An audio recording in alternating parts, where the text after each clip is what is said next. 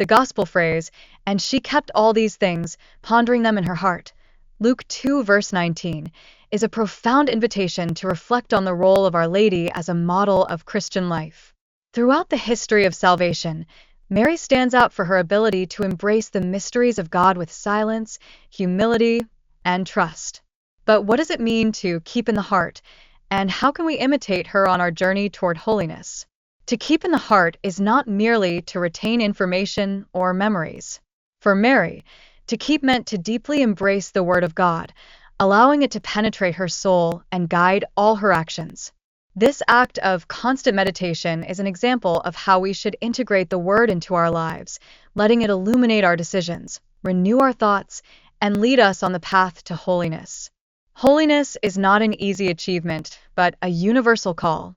Each one of us, amidst daily struggles and challenges, is called to live as children of God.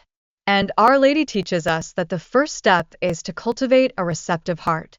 Just as she listened to the angel Gabriel and said, "Let it be done to me according to your word." Luke 1 verse 38. We too are called to open our hearts to God's will, even when it seems to challenge our human plans. To meditate like Mary is a process that requires time and surrender. Prayer, reading the scriptures, and the sacraments are effective means of engraving divine words in our innermost being. In a world full of noise and distractions, it is necessary to create spaces of silence to hear God's voice.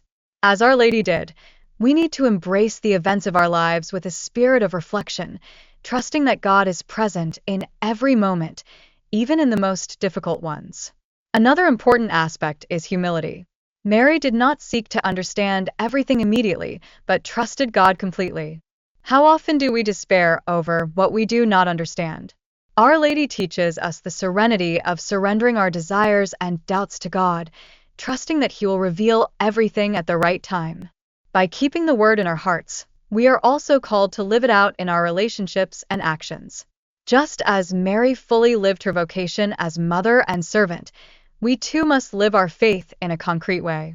This means practicing charity, forgiving, welcoming, and being witnesses of Christ's love in the world.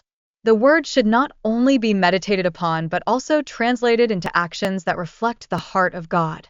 Imitating Our Lady also leads us to recognize the importance of trusting in divine providence. When we face moments of pain, uncertainty, or loss, it is easy to doubt God's plan.